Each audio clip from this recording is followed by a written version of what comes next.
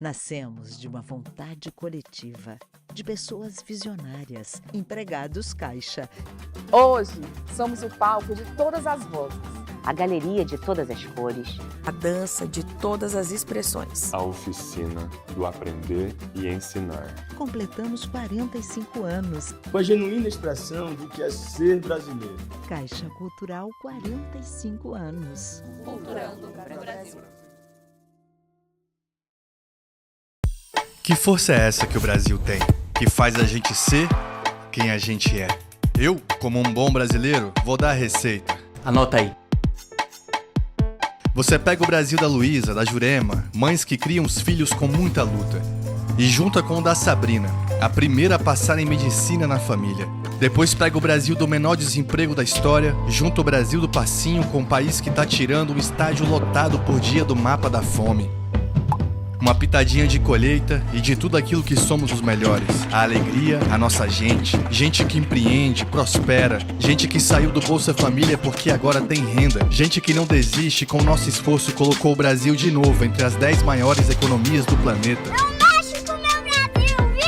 É, família, essa é a nossa força, o nosso jeito de acolher. Com muito trabalho, estamos dando a volta por cima para avançar ainda mais. Porque o Brasil é seu, é meu, é nosso. O Brasil é dos brasileiros. Governo Federal. Boa noite. Boa noite a todas e a todas. Vamos dar início à retomada do projeto Sempre um Papo, em Brasília, uma iniciativa patrocinada pela Caixa, por meio da Lei Rouanet, do Ministério da Cultura. Hoje temos a alegria de receber aqui, na Caixa Cultural, o escritor Itamar Vieira Júnior, autor dos livros Torto Arado, Salvar o Fogo e do infantil Chupim. Após o evento, haverá uma sessão de autógrafo com o autor. Informamos que este evento está sendo gravado, e, desde já, então, nós pedimos autorização de todos vocês para o uso da imagem, né, durante o evento. Então, com grande alegria e honra, convido, então, ao palco Itamar Vieira Júnior.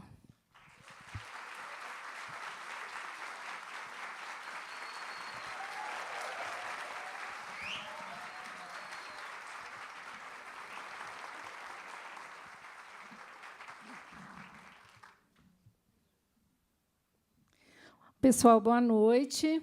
Eu sou Márcia Maria Cruz, sou jornalista e professora, sou de Belo Horizonte, mas estou morando agora em Brasília. Então, é uma alegria estar aqui. O Itamar dispensa apresentações, mas é sempre bom, né, Itamar? Itamar Vieira Júnior, ele é nascido em Salvador, na Bahia, em 1979, é geógrafo e doutor em estudos étnicos e africanos pela Universidade Federal da Bahia.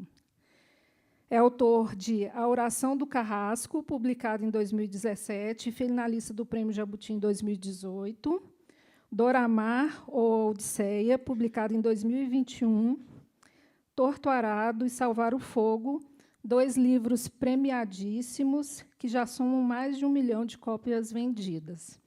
Torto Arado já foi traduzido para 31 idiomas e Salvar o Fogo para 12, não é isso? Em 2024, Itamar lançou Chupim, que é um livro para as infâncias, escrito em coautoria com a artista plástica Manuela Navas. Boa noite, Itamar. Boa noite, Márcia. Boa noite a todas que nos acompanham aqui na Caixa Cultural, em Brasília. Itamar, eu queria começar a nossa conversa você falando um pouco sobre o carinho que você tem pelos leitores de Brasília. Brasília é um lugar muito especial. Eu comecei a vir para Brasília há quase 20 anos exatamente. E, bom, por causa do trabalho, sempre tinha muita coisa, era época pré-pandemia, muito antes da pandemia, então as coisas não se resolviam por videoconferência, então participava de reuniões, cursos, coisas aqui. E, bom, sempre estabeleci essa relação de interesse, de curiosidade com a cidade. E depois que eu comecei a publicar e comecei a vir para cá por causa dos livros, Brasília sempre me recebe com muita festa, com muito carinho.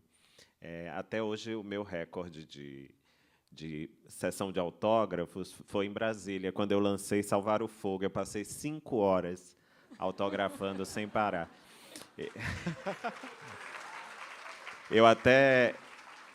Eu brinquei depois, eu disse, nossa, o espírito já foi para o hotel descansar, só está aqui o corpo oco, porque mas foi uma maravilha, né? Eu acho que todos que escrevem, todo autor quer encontrar seus leitores, e Brasília me deu muitos leitores. E esse evento está sendo transmitido também ao vivo pela Caixa Cultural, provavelmente pessoas de vários lugares do Brasil acompanhando, e quem estiver acompanhando remoto pode fazer perguntas. Ao final, a gente vai abrir para o Itamar para responder as perguntas, e quem está de casa também pode mandar as perguntas. Itamar, eu queria começar a nossa conversa pedindo para que você fale um pouco sobre a sua opção, né, de escolher múltiplos narradores para suas obras, mas a partir de uma dessas narradoras que eu gostaria que você falasse, a encantada, né, Santa Rita Pescadeira. Bom, esse talvez seja uma observação importante sobre os meus textos narrativos. Não acontece apenas nos romances. Nos contos, quem conhece, já leu os contos e observa com atenção, vai ver isso acontecer algumas vezes também.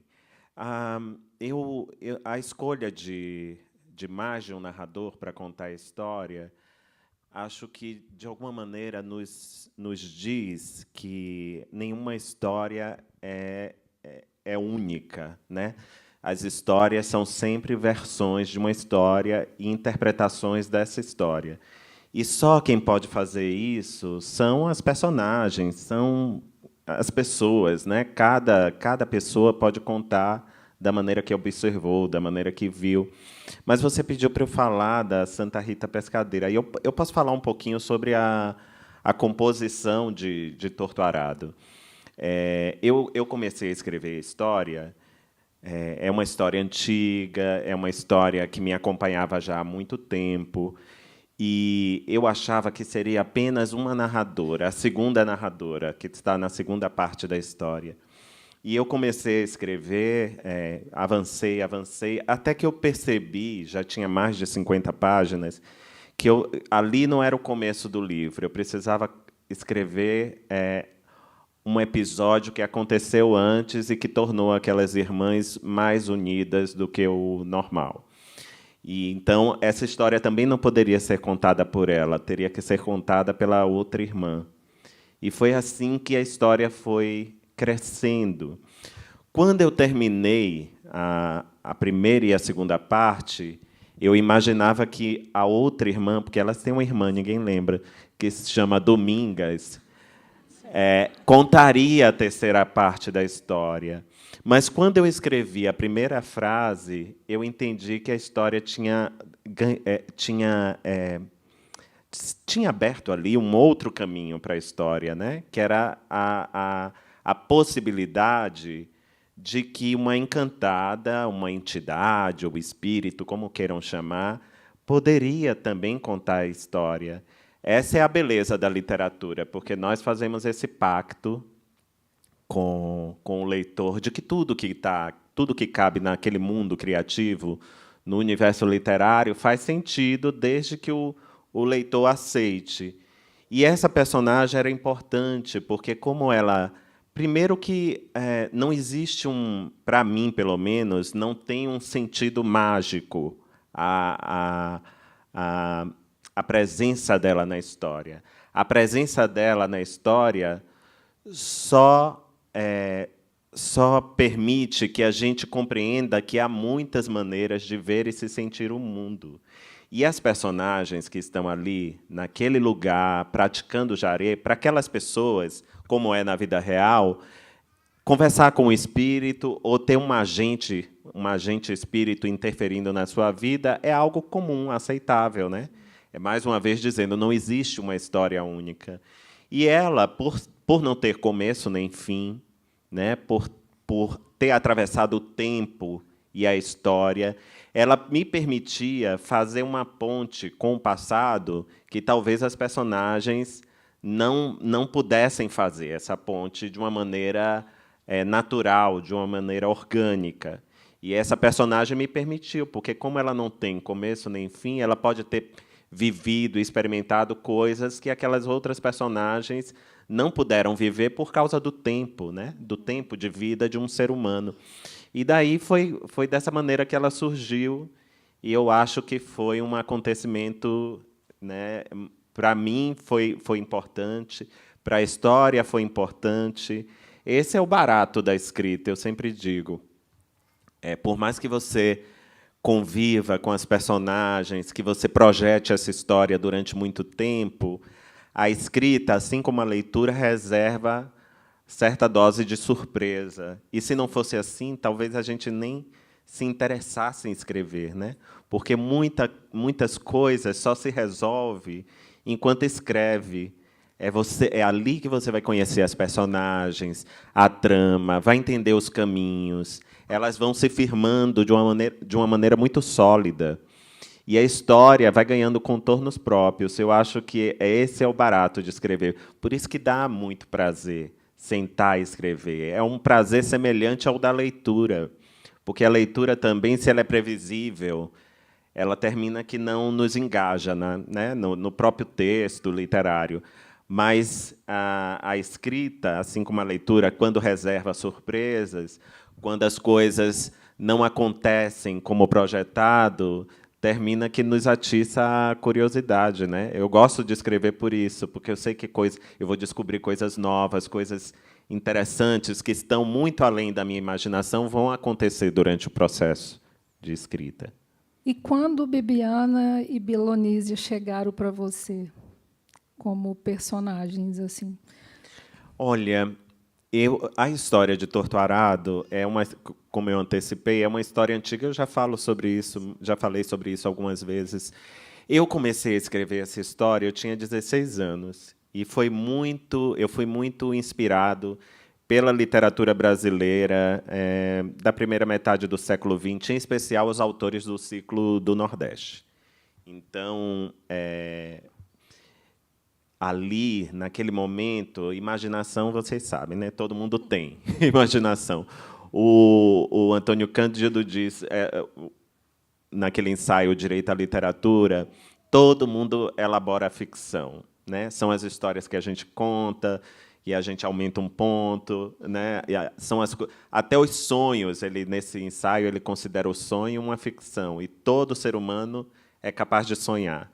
Então, naquele momento, essa história surgiu com este mote, a história de duas irmãs, a relação que elas tinham com o pai e com a terra.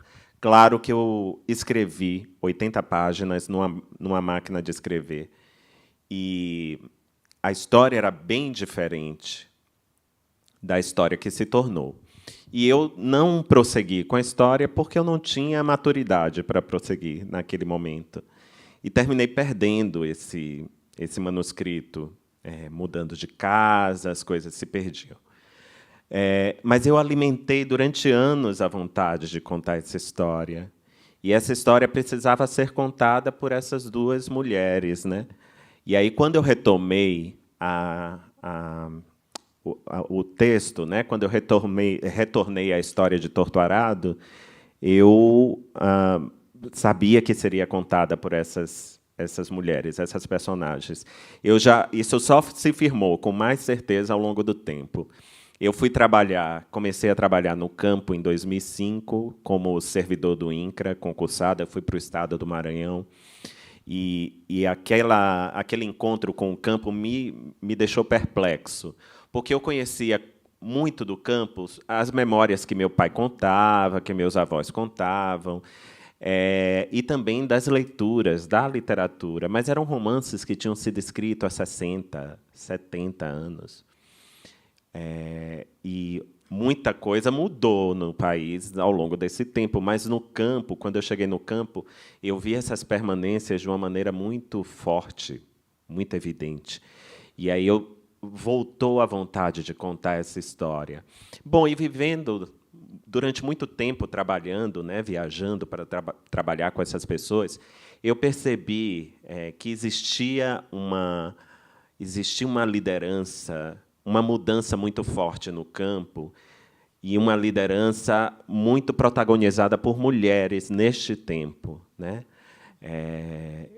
Nos lugares que eu chegava, eu digo a vocês assim, pelo menos na Bahia e no Maranhão, 70% das presidentes de associação, das lideranças lá de movimentos sociais são mulheres. E eu queria que isso aparecesse na história de alguma maneira, e por isso o protagonismo dessas mulheres. É tanto que no arco temporal de Torto Arado, que passa quase 40 anos ali a história, na primeira parte o Zeca Chapéu Grande ele tem ele exerce uma liderança, uma importância, ainda não tem uma associação, ele não é um sindicalista, mas ele é uma liderança espiritual forte, e é uma liderança política também, porque, de alguma maneira, protege aquela comunidade do pior, da expulsão da fazenda. Ele tenta... A arma do Zeca é a conciliação. No momento que ele não está mais presente e que muda também os fundamentos, né, porque muda o fazendeiro, o proprietário daquela fazenda é outra pessoa que tem outros objetivos para aquela área. Então, essas mulheres vão assumir, em particular a Bibiana, vai assumir primeiro o severo, mas, na ausência desse homem, ela vai assumir essa liderança, né, e imprimir uma coisa que eu via cotidianamente, né? As mulheres nessa linha de frente das lutas no campo.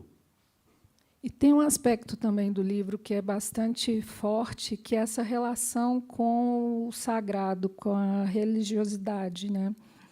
Como que foi essa pesquisa? Como que você entrou nesse universo do Jaré?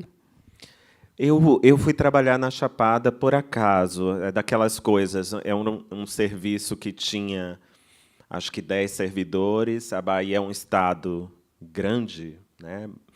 E a gente se distribuiu por regiões. Eu já tinha trabalhado muito tempo no Baixo Sul, no Recôncavo, e nas novas frentes que estavam abrindo ali naquele momento, no início dos anos 2010, eu fui deslocado para a Chapada e achei interessante, é sempre bom mudar, conhecer lugares novos.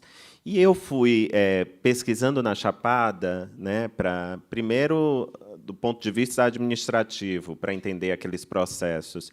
Depois, eu ingressei num curso de doutorado, para me qualificar, para continuar aquele trabalho também de uma maneira, né, mais incisiva. E eu encontrei, né, toda essa experiência que é relatada na Chapada, em muitas comunidades, a presença desse marcador, né, que é o Jaré, que é uma expressão, é uma crença, podemos chamar de crença religiosa, podemos chamar de uma experiência, que é tipicamente brasileira, porque para ali confluíram fundamentos do cristianismo, do catolicismo rural, mas também das religiões de matriz africana e do xamanismo indígena. É interessante estudar a formação dessa prática religiosa, porque a Chapada, na segunda metade do século XIX, descobriram diamante. E, durante 25 anos, até a descoberta do diamante, de minas de diamantes na África do Sul, foi a região do mundo que mais extraiu diamante, né, e ganhou um protagonismo. Lençóis, que é uma cidade muito pequena, ganhou um consulado da França. Teve um grande afluxo de estrangeiros para essa região. E foi necessário, levaram para lá trabalhadores escravizados do recôncavo da Bahia, onde onde se praticava a religião de matriz africana, mas também trabalhadores que tinham habilidades com mineração, das Minas Gerais, onde já se praticava o catolicismo, esse catolicismo sincrético, rural, né? Então, a confluência desses trabalhadores escravizados para essa região trouxe essa mística, né? que a gente conhece através do jaré. E eu me interessei pelo jaré porque o jaré ajuda a explicar a unidade dessas pessoas, um certo sentido de coesão, de comunidade, numa região que os trabalhadores vêm de diferentes lugares, ou seja, a priori, os trabalhadores não têm laços de parentesco. Mas ali, como se cria uma comunidade, essa comunidade ganha um caráter de família, porque o curador é o pai de santo, né? E se ele é pai, aqueles que estão ali à sua volta, precisando dos seus dons, são filhos, se entendem, né? Se leem como filhos. E essa prática ela foi importante para que essas pessoas atravessassem o tempo de uma maneira íntegra, unidas, né? Mesmo com toda a violência que poderia ter acabado com essas comunidades, a violência estrutural, elas ainda se mantiveram firmes, acho que muito pelos laços de sociabilidade que a prática religiosa permitiu que eles tivessem, né? Então, o jaré apareceu dessa maneira, mas ele também, como a cultura brasileira, é algo que tem um sentido literário forte, né? O espírito é o encantado, né? As práticas ali tá encantaria, ou seja, mexe com a imaginação, mexe com poderes, com forças que estão além da vida. Essa natureza da imaginação humana, ela é muito interessante, ela é muito cara, ela amplia os nossos horizontes. Eu acho que ela amplia o sentido da vida, e para mim era importante que tudo isso aparecesse na história. E curiosamente, né, esse conhecimento, esse encantamento, muitas vezes ele é sufocado, né? No livro Salvar o Fogo, mostra um pouco, né, como que esse conhecimento, esse saber, às vezes, em relação com outra religião, a religião católica, pode ser apagado. E aí eu queria que você falasse um pouco sobre a questão sobre a Maria Cabocla, né, que aparece, né, ela aparece nos 2 livros, né? Como que você pensou essa relação, se isso já estava lá no início assim da proposta da trilogia? Quando eu comecei a escrever Torto Arado, bom, a gente sempre começa com um propósito. E lá pela metade da escrita, eu percebi que eu não esgotaria tudo aquilo que eu queria narrar sobre essa relação do homem com a terra. Já estava definido, já estava claro para mim que haveria um desdobramento. Não uma continuação clássica, né, os mesmos personagens ali aparecendo numa linha de frente. Seria uma espécie de desdobramento com outros personagens, mas, assim como a vida, assim como o mundo caminha em rede, eu também queria que acontecessem esses encontros, né? E a Maria Cabocla aparece de uma forma muito pontual ali na primeira história. Ela tem uma relação com a Belonísia, né? Uma relação de amizade, de vizinhança, mas também de afeto. E, bom, essa história fica ali meio esquecida. Ela está ali para revelar algumas coisas, para revelar que esse é um grupo, né, para onde pessoas de muitas origens afluem, para mostrar, né, a vida, a dureza da vida, os problemas sociais que pessoas assim enfrentam. E eu sabia que eu queria deslocar essa história também para outros contextos, né? Como é o que acontece em Salvar o Fogo, que é uma história de uma comunidade já é uma comunidade mais miscigenada, ela é uma comunidade com origens afro-indígenas e que vive ao redor de um mosteiro católico do século XVII, que ainda é proprietário das terras daquele lugar e ainda determina a vida dessas pessoas. E chega com todo o binarismo do cristianismo, né, de um mundo dividido entre o bem e o mal, onde outras práticas também são hostilizadas.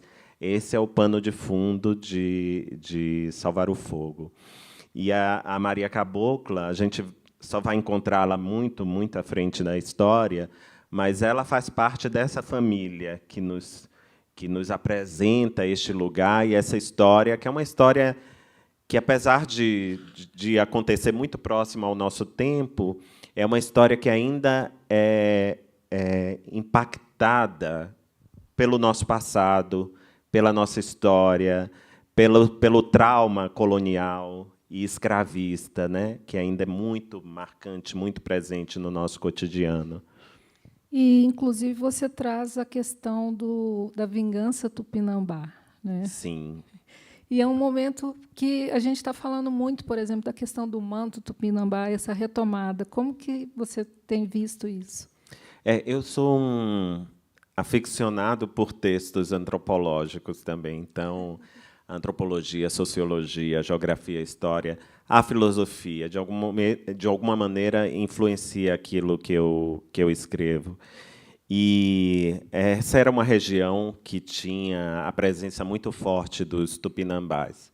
E já em Torto Arado acontece o ato final da história, muitas vezes é lido como uma vingança, e é lida, e o ato final pode ser lido também como algo que já existia em muitas sociedades, né? Num mundo tão injusto, as comunidades têm seus próprios códigos de justiça.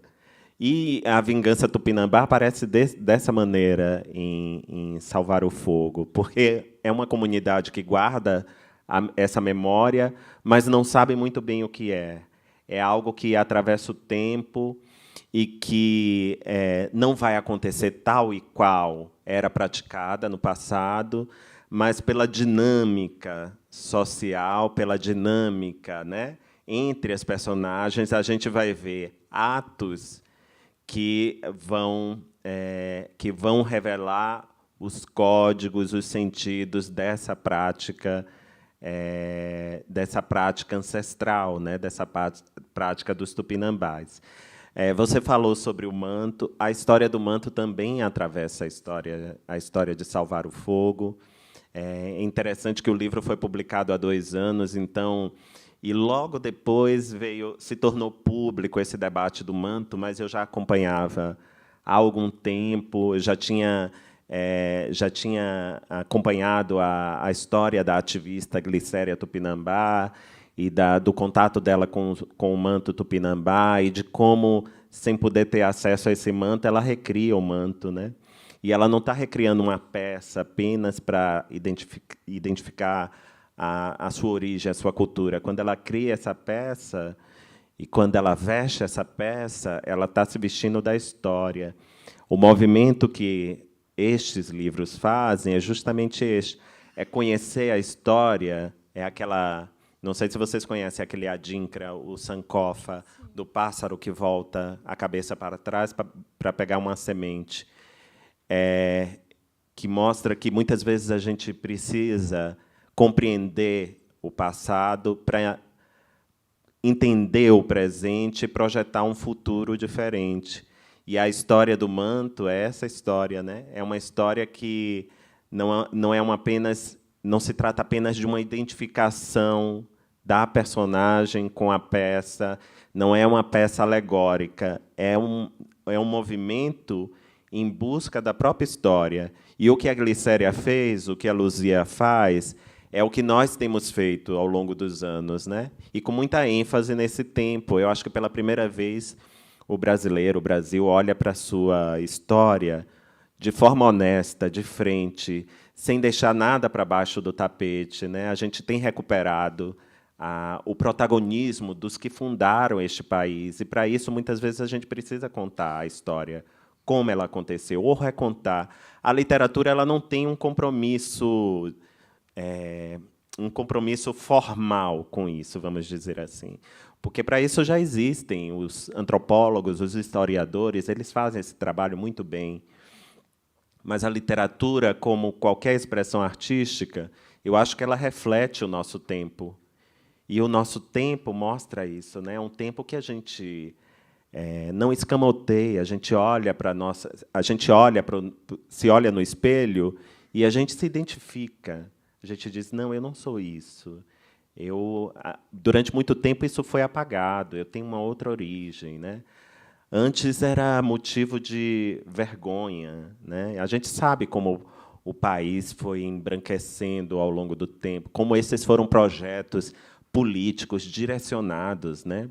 Houve momentos que a eugenia era praticada, inclusive, estava lá na mesa dos políticos, né, para direcionar o Brasil para que o país, em 100 anos, se tornasse um país que tivesse apagado absolutamente essa memória. Isso não aconteceu e nem irá acontecer. E agora a gente resgata a história da nossa formação para, a partir disso, compreender as dinâmicas, as desigualdades, entender, tocar o dedo na ferida, promover justiça social, mas, sobretudo, projetar um futuro onde isso não seja mais importante, né? Onde isso já não faça a diferença, onde todos tenham a mesma oportunidade. Enquanto isso for motivo de divisão, enquanto isso for motivo de desigualdade, a gente vai precisar falar. Enquanto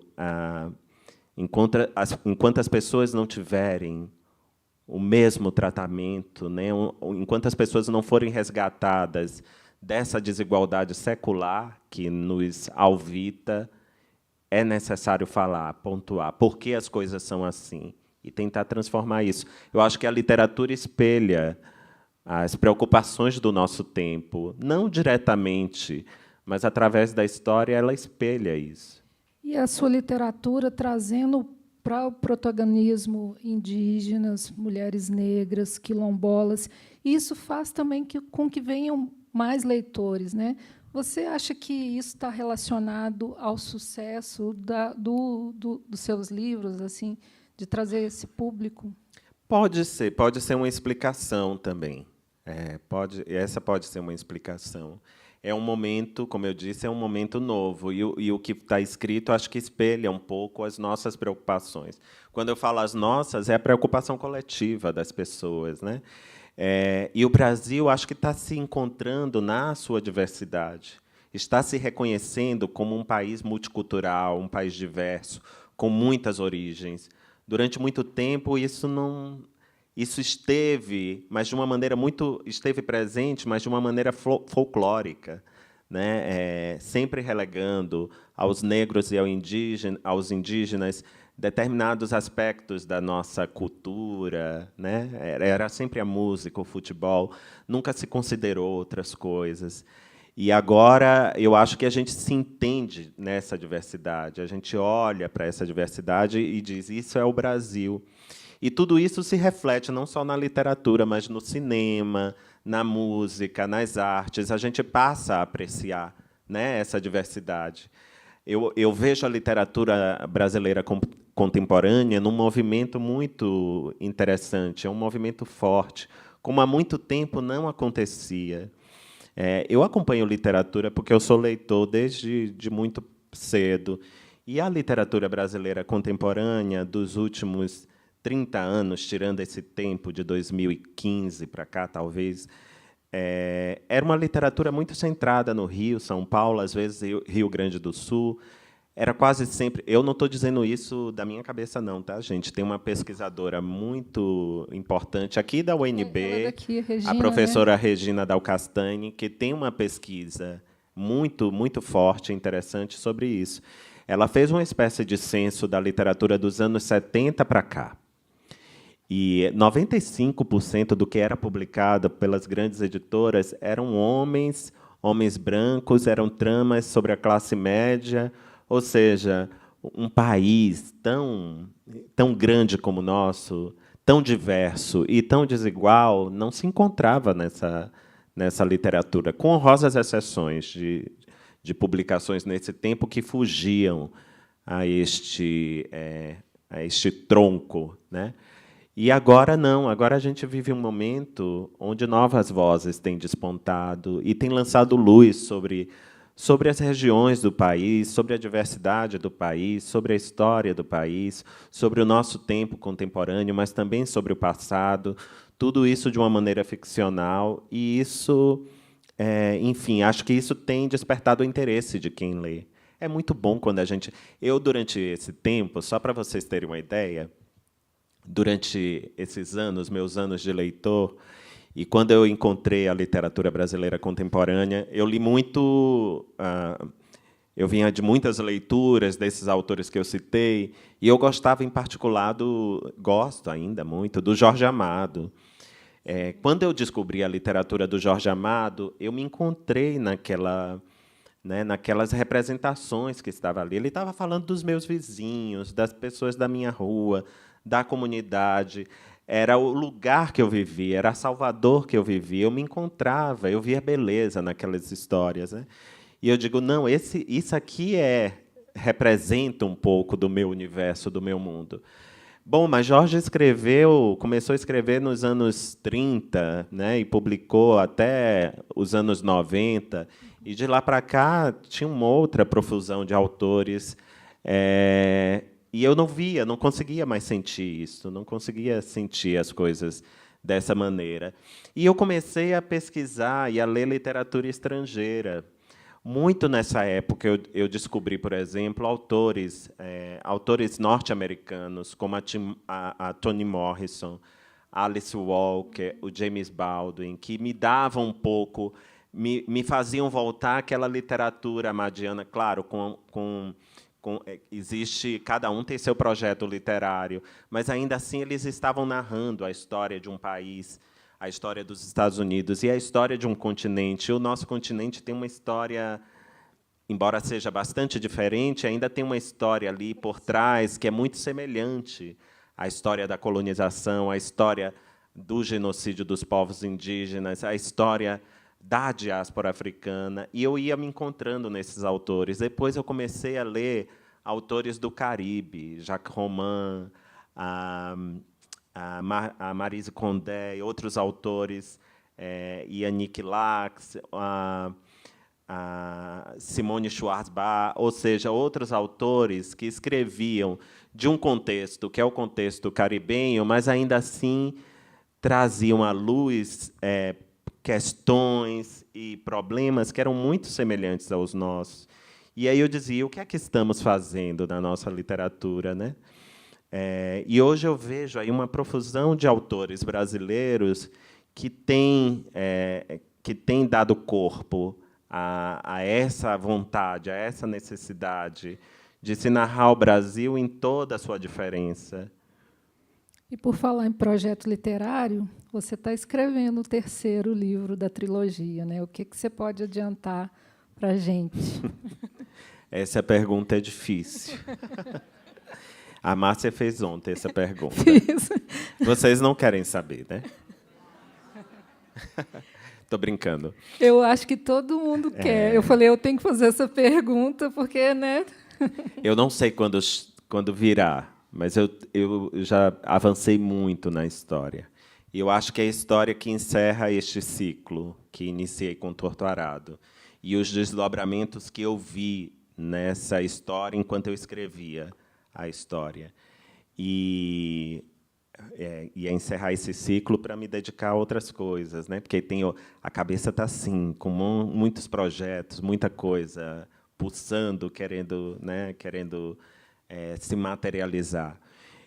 Mas é uma história, não sei se quem leu os 2 romances, mas é uma história que se inicia em Torto Arado, que fala de uma comunidade ainda que é completamente dependente da terra, né? Não há outra vida, não há expectativa para aquelas pessoas fora da terra, né? Seria o mesmo que nos tirar de uma casa, da nossa cidade, ou do nosso país, né? Muitos não conseguem se adaptar.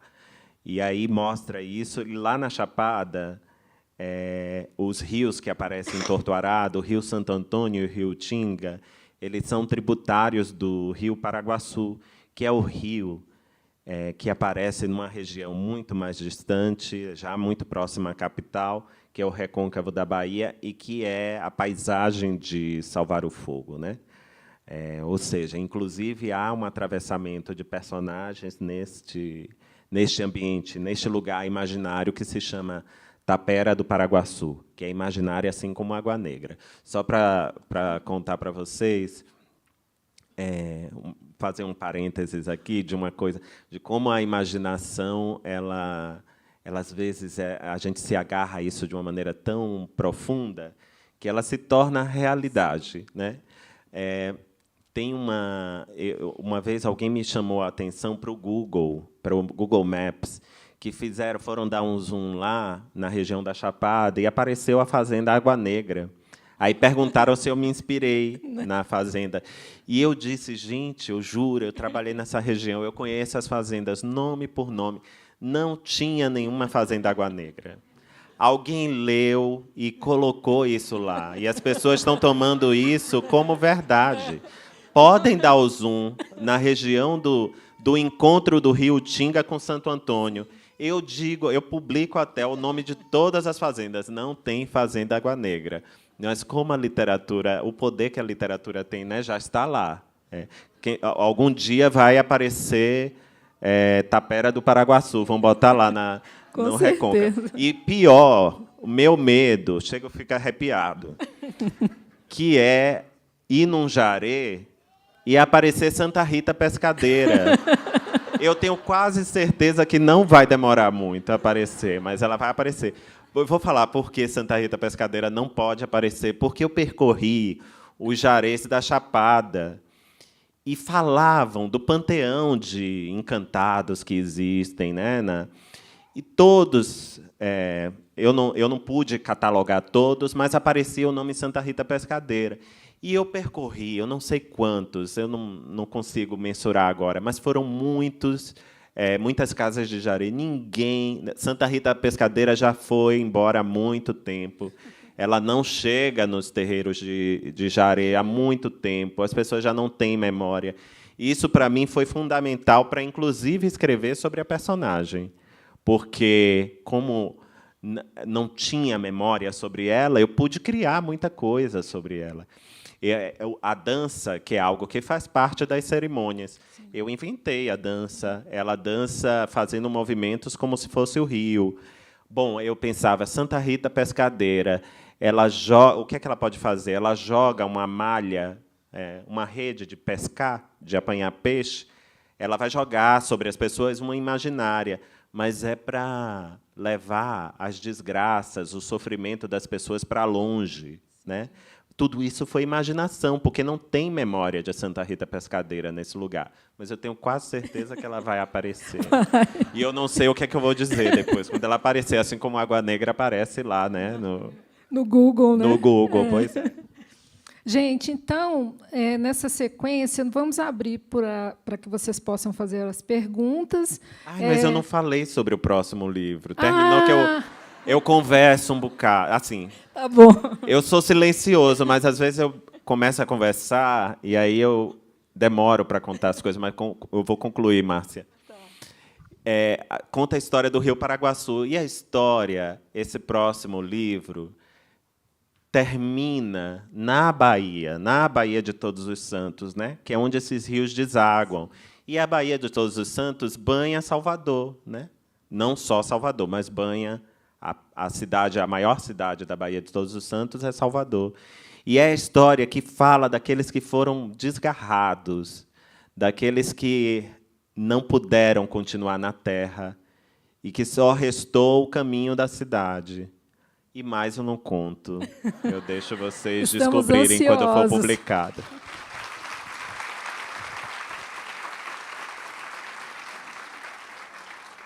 Prazer te escutar. Pensando aqui tudo que você está falando, me vem à mente sobre transformar a sua obra, né, nos musicais que está acontecendo em alguns lugares do Brasil. Como é ver a sua obra escrita e assisti-la? Porque a gente sabe que tem uma adaptação, né? A gente tem que adaptar a nossa obra e muita coisa ali não pode ser colocada, não cabe na adaptação. E como que foi visualizar isso, sentir falta de algumas coisas ou não, porque isso pode acontecer.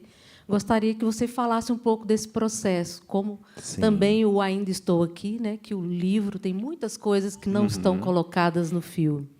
Então, eu queria fazer essa pergunta. Sim, vou responder. Torto Arado tem 2 espetáculos em cartaz, baseado no romance. Um no exterior, que já passou por 17 países, que é uma montagem da Cristiane Jatahy. Ela, inclusive, levou uma quilombola da Chapada Diamantina, que sempre quis ser atriz, mas não tinha representado. Ela levou para esses lugares. Ela representa a Gal Pereira, uma das personagens. E já foi dos Estados Unidos, passou por muitos países da Europa. Foi a primeira vez que eu vi a montagem de algo que eu tinha, né, que foi baseado num trabalho meu. E a Cris me convidou para fazer parte do roteiro, né, escrever o roteiro, fazer parte das etapas de montagem. E eu recusei, porque tempo é uma coisa escassa. E, se eu for me envolver com mais um trabalho, eu não vou ler, eu não vou escrever, né? Vou ter que adiar outros planos. E eu preferi não participar. Como era a Cristiane Jatahy, que é uma diretora conceituada, né? Eu fiquei um pouco tranquilo. E ela fez uma montagem muito interessante, que mistura cinema com imagens que foram feitas na região. E eu até acompanhei alguns dias de filmagem.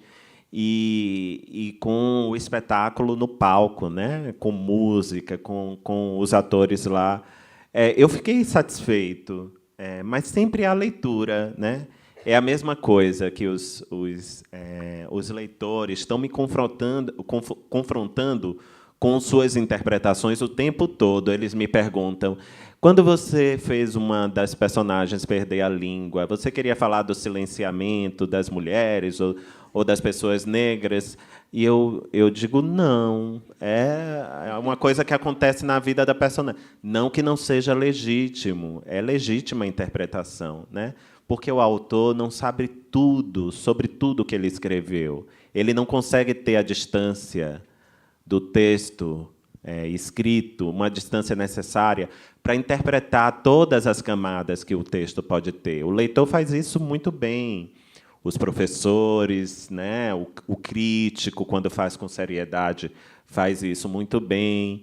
Então, eu acolho, eu aceito, né? O musical passou por Salvador, por São Paulo, vai abrir agora uma temporada no Rio, depois volta para São Paulo e eu sei que vai passar por outras cidades. Todo mundo pede, e o pessoal faz um pouco de mistério, o pessoal lá da produção. Mas eu vi eles respondendo lá para o pessoal de Brasília, de uma maneira dando a entender que é possível, né? Não sei para quando, mas é possível. E também foi a mesma coisa, né? Me convidaram para acompanhar. Eu não pude nem ver um ensaio, para falar a verdade. Nem um ensaio eu consegui ver, porque eu estava num momento saindo tantas traduções do livro, eu precisava viajar para fora, eu não conseguia acompanhar o ensaio, mas eu fui na estreia e assisti o espetáculo. E assim, eu assisto como espectador, né? Eu tenho a minha interpretação da história, mas aquela interpretação que é ofertada, tanto no da Cristiane quanto, né, no espetáculo do Audrey Anunciação e Elísio Lopes, é muito forte, é uma interpretação, é maravilhosa, né? Eu fiquei emocionado de ver, foi muito bom. Eu tento ter uma relação de distanciamento, porque a gente não tem controle sobre tudo, né? Se eu quisesse ter controle sobre tudo, aí o leitor leu e ele me diz isso que eu acabei de falar. E aí eu vou dizer, não, você entendeu errado. É desse jeito, eu escrevi por isso. E não é, até porque a verdade não está comigo, né? Literatura é isso, é feita dessa engrenagem que envolve o autor, o leitor, né? As interpretações dos leitores são legítimas. E aí eu tento manter esse distanciamento para não ficar aflito, né? Acho que eu ficaria mais nervoso se eu participasse e não conseguisse representar no palco aquilo que eu quis com a escrita. Era possível, são linguagens diferentes, né? A escrita eu posso ter algum domínio sobre o que eu escrevi, mas no palco eu preciso de outras coisas. Eu não entendo de cenografia, eu não entendo de figurino, né? Não entendo de representação. Como é que eu vou transmitir isso? Eu acho que eu ficaria mais ansioso se eu participasse, e por isso eu prefiro não participar. Boa noite. A pergunta veio de Angelina.arte. Ela diz o seguinte: Itamar, em Torto Arado, vemos a terra, o corpo e a ancestralidade como elementos vivos e interligados.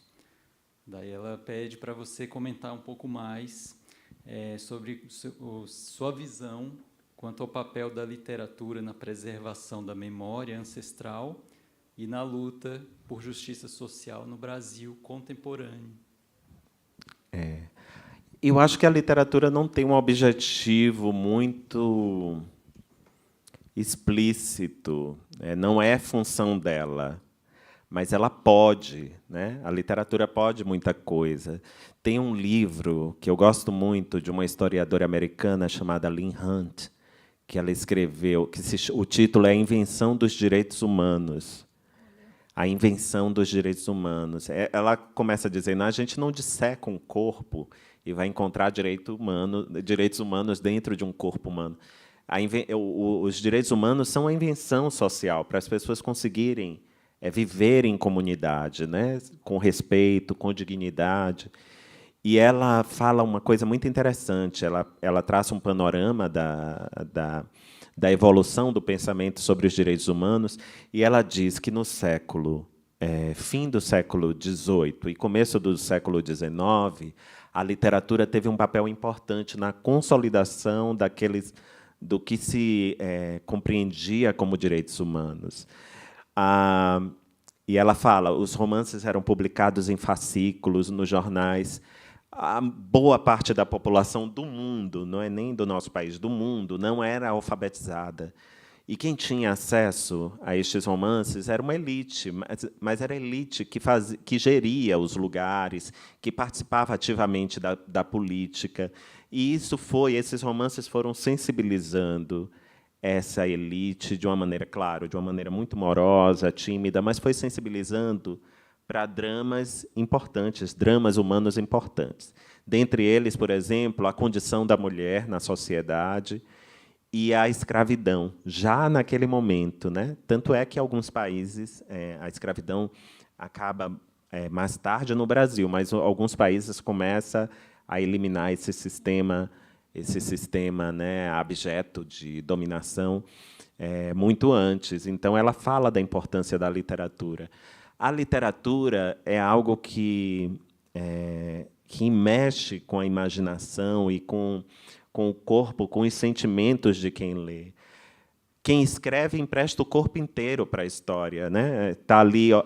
Primeiro porque eu observo o mundo, e muito do mundo para aqui no texto escrito.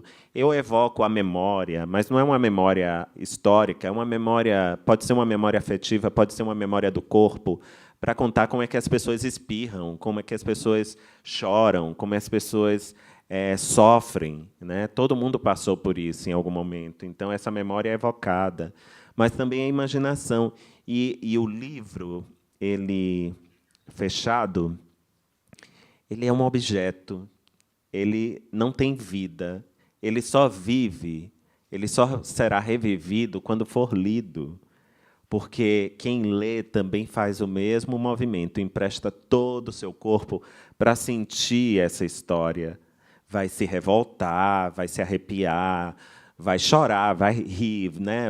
O corpo inteiro está a serviço disso.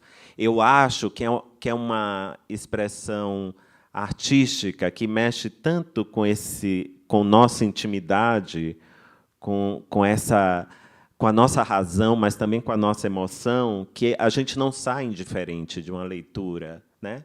Só se não for bom, se não for um livro bom.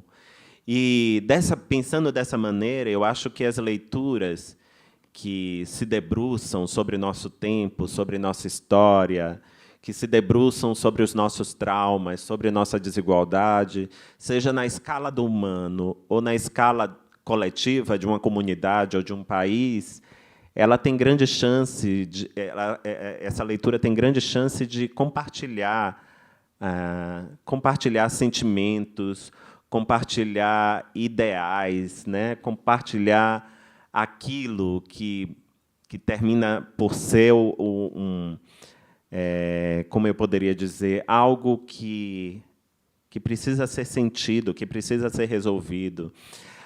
A literatura não, eu acho que ela não substitui a história, por exemplo, né? A história, a pesquisa histórica, a ciência, mas ela é tão relevante quanto. Eu sempre digo, vocês querem entender o que foi a escravidão no Brasil? A gente pode ler, tem muitos pesquisadores, né, que escrevem sobre este período. Um dos que eu acho mais sérios e mais consistentes é o professor João José Reis, da Universidade Federal da Bahia, que já deu aula em muitas universidades do mundo. Ele tem muitas publicações e é um grande pesquisador sobre esse período. Mas é um texto acadêmico, né? É um texto documental.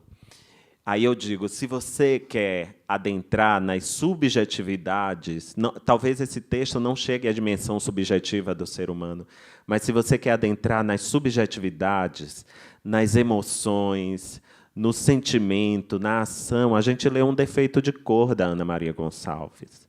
E a gente lê esse livro, embora não seja ficcional, a imaginação, a pesquisa, mas a imaginação, muito da imaginação da Ana Maria está naquele texto, vai revelar muito, uma camada de vida e de sentimentos que a gente não conseguiria acessar em outro texto. E quando a história foi aniquilada, apagada, qual é o papel da ficção em restabelecer, mesmo a gente sabendo que ela pode não ter um compromisso com a verdade, mas a ficção pode restabelecer aquilo que a história nos negou, né? Quem documentou a vida dos povos indígenas nos 500 anos de colonização, né? Nos 500 anos que eu falo, desde o início da colonização, principalmente nos primeiros séculos, a gente tem acesso pelas cartas dos jesuítas, mas era uma visão muito limitada de mundo. E, mesmo assim, é muito pouco documento. O Rui Barbosa queimou todo o arquivo, né, num movimento de conciliação. Eu não sei se era conciliação, falam de muitas coisas.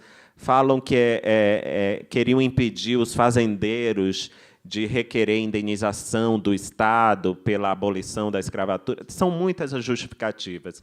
Mas eu sei que ele cometeu um crime, ele queimou, né, determinou a destruição de uma documentação vasta sobre esse período. E o que é que a gente faz com essa ausência de documento, de registro? Aí eu acho que a literatura tem um papel importante.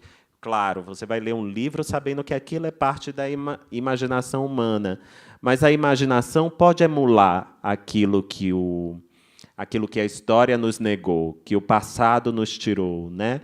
Que o Estado ou que as instituições nos tiraram também. A gente pode recriar vidas, recriar mundos, recontar a história. Eu acho que esse não é um compromisso da literatura, mas a gente pode encontrar coisas nesse sentido, textos narrativos nesse sentido, que se apropriam da liberdade de criar para recriar mundos e uma história que nos foi negada em muitos sentidos, Você pediu demissão do INCRA? Não. Não? Eu assim? estou licenciado sem remuneração. Não, mas peraí, isso não tem volta. Você acha que vai voltar para o INCRA um dia? Não. Eu sou muito apegado ao chão, né? Eu não sei. Hoje eu estou aqui, mas vá que ninguém queira ler mais. Não. Aí depois o que eu escrevo. Como é que eu vou viver? Vou pedir emprego aonde? Na Caixa Cultural? Pode ser, né? Se me aceitarem, eu venho. Mas, ó, como é que está sendo essa sua vida de escritor, assim, digamos, profissional, que você é agora um escritor profissional? Como é que está sendo? Como é que foi essa virada? Como é que foi essa decisão? E como é que está essa vida de escritor? Um escritor profissional. Uhum. E só uma coisinha, qual autor você chamaria para um café? Para um café? Precisa estar vivo? Hein, Nicolas? Você não pode estar encantado. Pode estar encantado? Tá pode bom. estar encantado. É curioso, Nicolas. O Nicolas vocês conhecem, né? É escritor, poeta, aqui do DF. Palmas para Nicolas.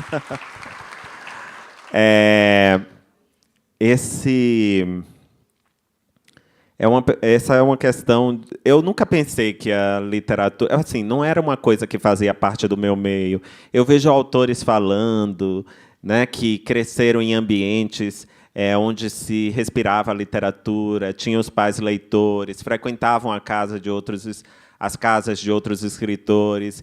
Esse não era meu mundo. Então, para mim, isso nunca foi uma profissão.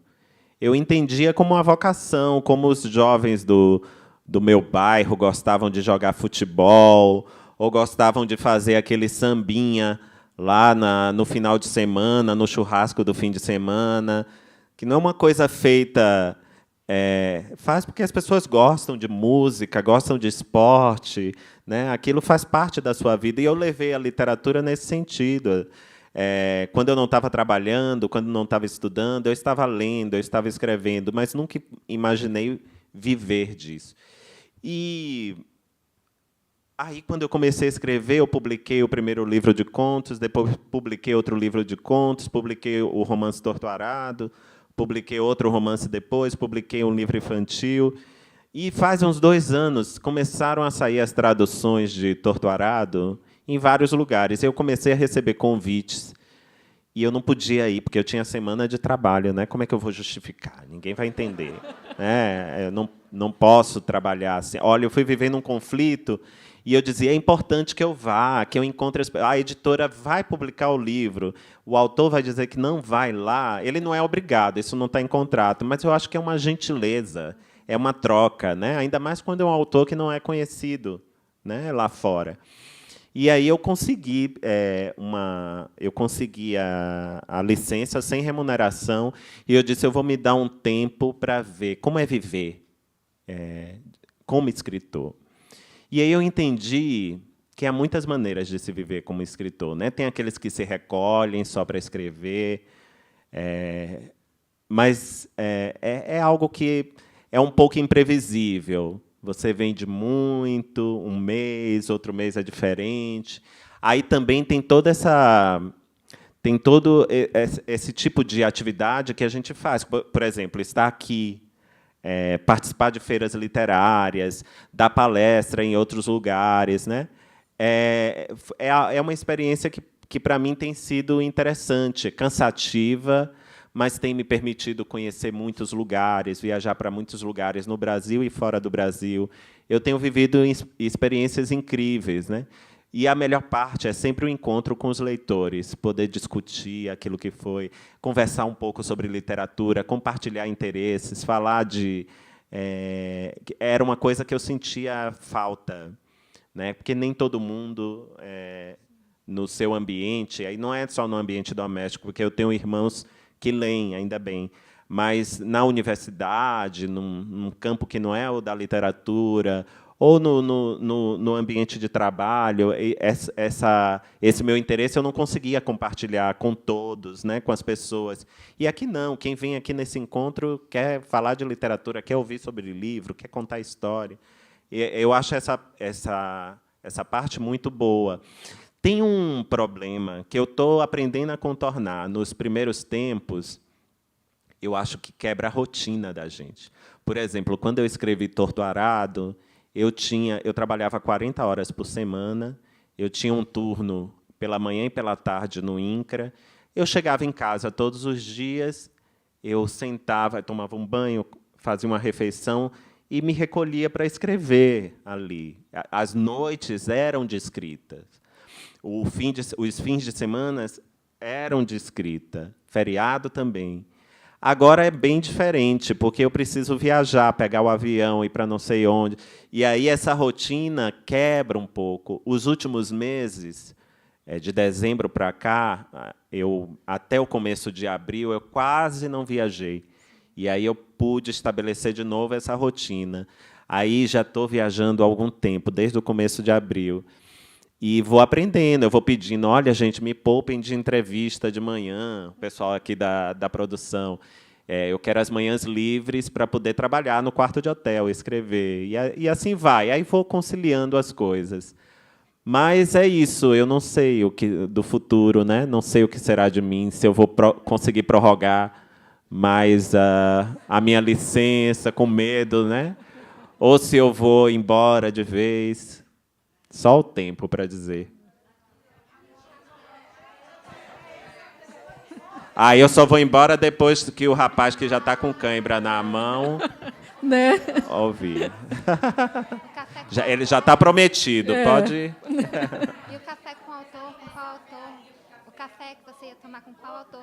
O café com quem eu tomaria... Eu tenho um pouco de medo dos escritores. Porque, assim, eu ouço falar muito assim, quando eu conheci fulano, eu fiquei decepcionado. Às vezes o livro é maravilhoso, né? Eu lembro, por exemplo, a gente perdeu recentemente o Vargas Llosa. Eu acho inegável que não se fale que era um escritor maravilhoso, com uma obra monumental. Mas imagine sentar com Vargas Llosa para tomar um café, ele com aquele pensamento de liberal até, né? Não, é impossível. Mas quem eu chamaria para tomar um café? Alguns eu já tomei, dos que estão vivos assim. Quem eu chamaria? Eu vou pensar em alguém que já se foi. O Jorge eu conheci. Eu não tomei café, mas eu conheci o Jorge. Eu fui na casa do Jorge Amado. Mas eu acho que o Jorge Amado era um autor sempre muito simpático, porque eu conheço muita gente que frequentou a casa do Jorge, era uma casa aberta para as pessoas. Ele estava sempre recomendando para a editora publicar fulano, para fazer não sei o quê. Era uma pessoa... Eu acho que o Machado de Assis, talvez. Eu queria entender a cabeça daquele homem, né? Talvez numa conversa ele revelasse um pouquinho. Eu acho que ele era um homem muito ciumento. Eu acho. Devia ter um ciúme atroz da mulher. Os escritos dele passam... Mas eu queria constatar isso, eu não tenho certeza. Eu queria saber se você se considera uma pessoa perfeccionista e de que forma você enfrentou esse perfeccionismo para ter coragem de lançar os seus livros. E, se eu puder perguntar mais uma coisa, eu queria perguntar se você tem algum livro engavetado que você não pretende publicar. Vou começar pelo fim. Eu tenho. Tenho mais de um romance engavetado que eu nunca publiquei. E nem quero, porque já foi escrita há tanto tempo, eu acho que eu estou tão distante. Não sei se eu quero nem ler, assim. Não quero. Ainda bem, dizem que a melhor amiga do escritor é a lixeira, a lata do lixo. Porque é verdade, nem tudo merece ser publicado, né? Nem tudo merece ser publicado. Aí ela perguntou, eu comecei pelo fim, mas me lembre se eu sou perfeccionista. Eu acho que eu sou... Eu não sei se a palavra certa é perfeccionista, mas eu gosto de trabalhar e retrabalhar o texto. E eu morro de medo de ler depois que publicou, porque eu tenho certeza que eu vou sentir vontade de mudar E, bom, vai ser um terror. Eu já, até quando vai para essas leituras públicas, eu já tenho os trechos certinho, que eu sei que eu não vou querer mexer, e eu leio. Porque se eu ler o livro inteiro, aí eu sinto vontade de mudar. Me pediram, a editora me pediu para ler, para fazer a leitura do audiolivro de Salvar o Fogo. Eu resisti, eu não li do primeiro, quem leu foi a Zezé Mota. Eu não li do livro de contos, foi o Ivan Velame, e eu li Salvar o Fogo.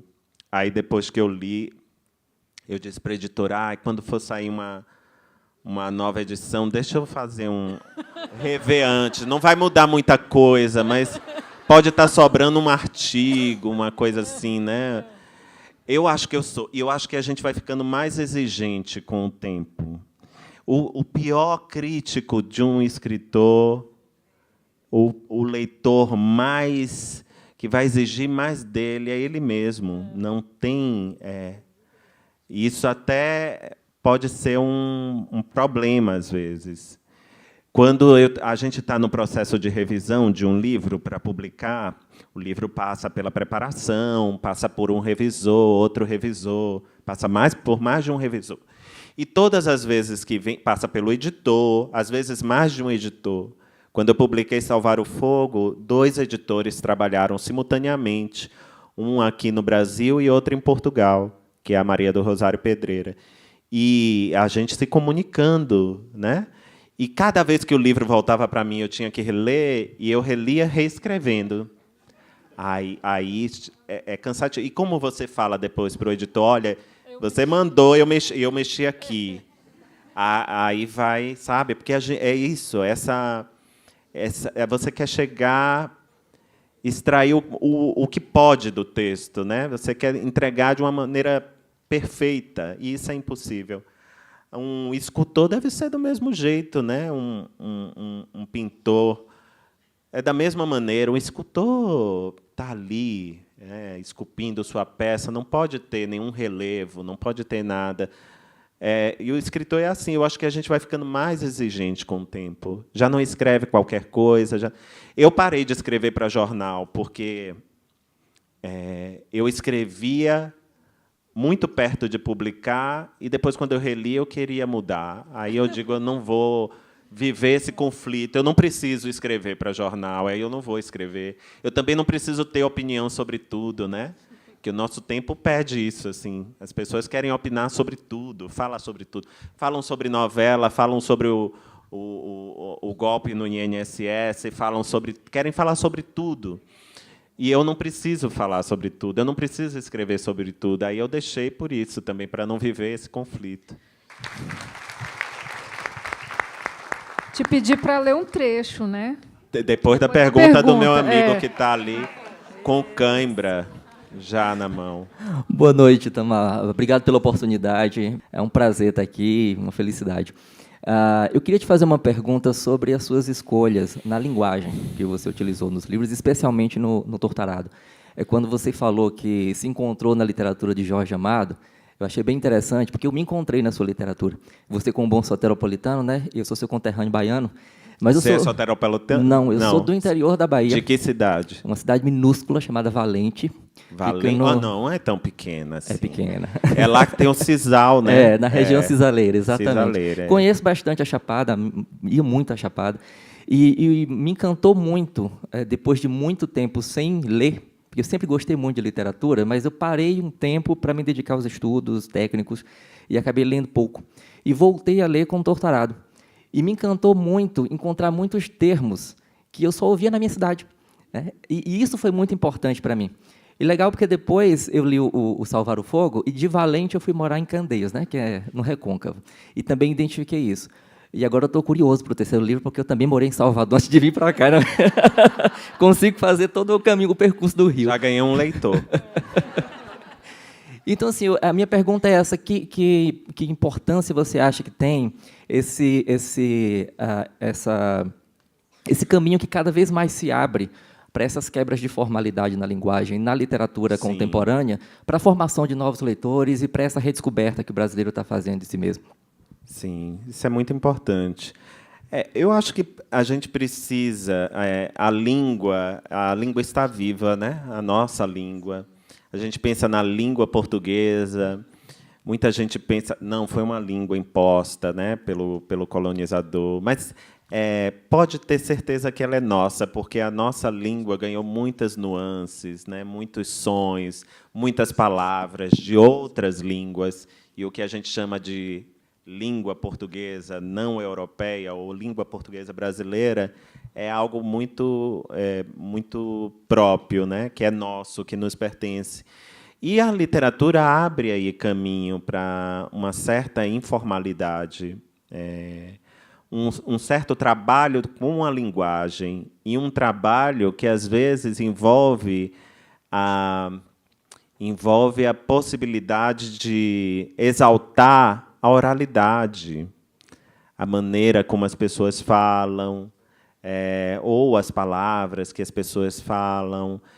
Eu não sou um legítimo representante, talvez, de conseguir catalogar os falares exatamente como as pessoas falam.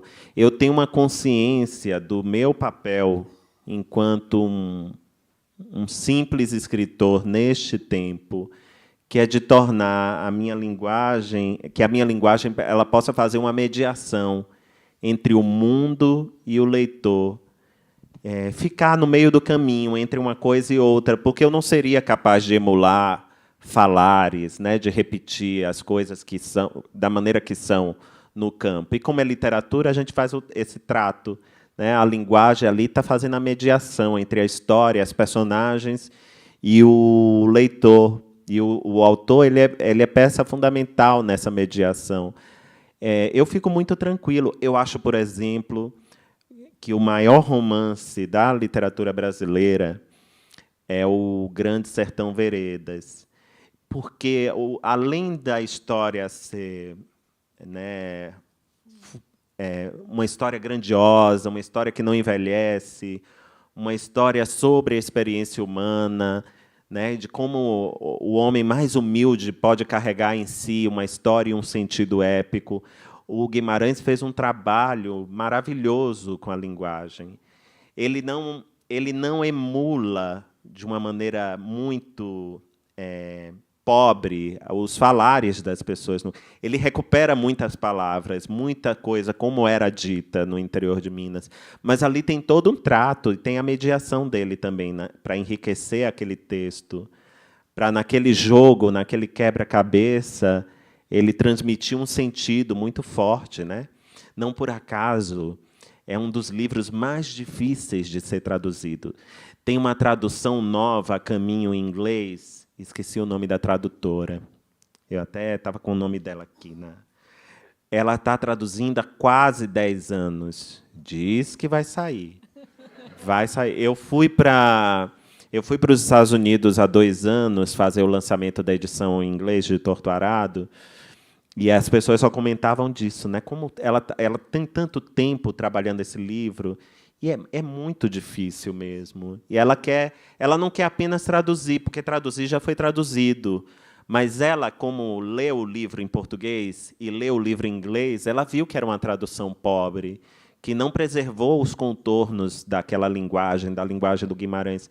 Ela quer ofertar para o público leitor em inglês a mesma experiência que ela teve lendo o livro em português.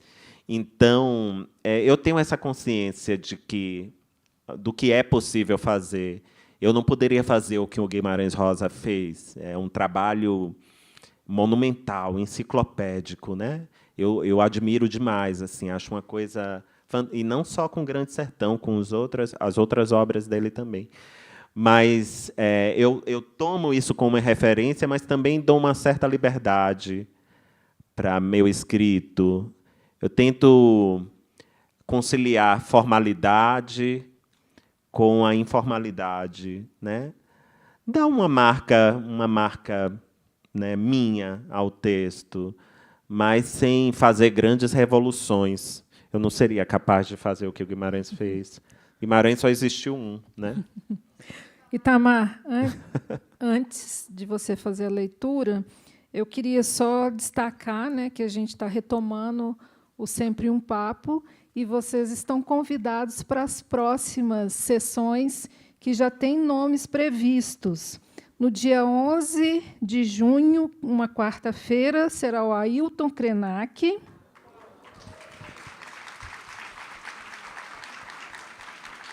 Então, já coloquem na agenda. E no dia 9 de julho, a Bianca Santana.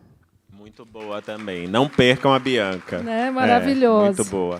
E eu gostaria também de agradecer a nossa intérprete de Libras, a Thalita. Agradecer a cada um e cada uma de vocês que esteve aqui conosco. E, para encerrar, gostaria que você fizesse essa leitura. Vou fazer uma leitura, vou ler Salvar o Fogo. As mãos ásperas seguraram a enxada e desceram a terra, chispando fogo junto a seu corpo humilhado. Se daquele chão não brotava urtiga nem capim navalha, muito menos nasceria batata, inhame, aipim, para alimentar a família. Mas precisava trabalhar com sofreguidão, com raiva, com ódio. Afinal, era a terra, o animal, a lhe devorar os anos. E a cada golpe, ele devolvia o recebido. Para aquele homem sem futuro, a terra era tão rara quanto o ouro que diziam existir a caminho da serra. Era ainda pior, o ouro não se via em todo canto. O metal não habitava o mundo de uma maneira tão ostensiva quanto a terra. Para a certeza da desgraça de sua gente, a terra não apenas estava em todo canto, em todo lugar. A terra era o canto, era o lugar, e sem este chão não haveria vida para ninguém. Dos pássaros às árvores, dos ricos aos pobres, nem mesmo os montes se sustentariam em pé, e os rios morreriam antes mesmo de correr. Quando tudo parecia estar em paz, a paz enviesada e precária dos sobreviventes, acontecia algo. Era a violência dos matadores vingando seus mortos ou eliminando os obstáculos que impediam a prosperidade de outrem. Era a barragem inundar o solo para o sepultar sob água e fúria. Era a transação cordial dos homens de posse que vendem e compram sem pensar por que o fazem. A terra era a riqueza que não se carrega para onde vai. Se não a podemos a levar conosco, assim como as casas, que pelo menos retiremos os dejetos que se encontram nela, nos livrando das tralhas vivas que lá se encontram para nos recordar a feiura do mundo. Maria Cabocla só não correu do fogo porque não chegaram a incendiar seu galinheiro, como fizeram com os dos vizinhos, nem achou panas onde habitava, mas tinha notícias de gente que correu das chamas, fossem acidentais, provocadas pela má sorte, ou causadas pela cobiça dos que limpam suas terras da capoeira velha. Queimar os arbustos e a erva daninha era desculpa aceitável, afinal, não podiam queimar bicho e gente. Mas nada mal se a raposa que mata o galinheiro aparece esturricada, ou se o fogo espantasse a gente teimosa que fazia de sua a propriedade alheia.